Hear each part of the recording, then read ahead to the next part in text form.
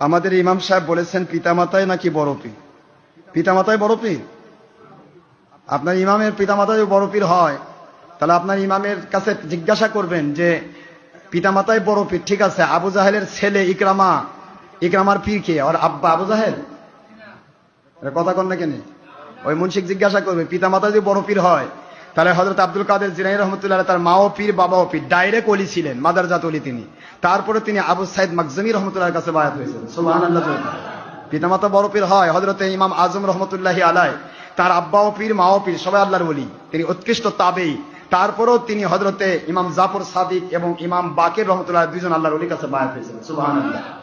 পিতামাতা যদি বড় পীর হয়, তাহলে তো দুনিয়ার কাফেররা যারা আমার নবীজি পাক সাল্লাল্লাহু আলাইহি ওয়াসাল্লাম সাহাবায়ে কেরাম অনেকেরই আব্বা কাফের ছিল, তাহলে তারা কি পীর ছিল নাকি?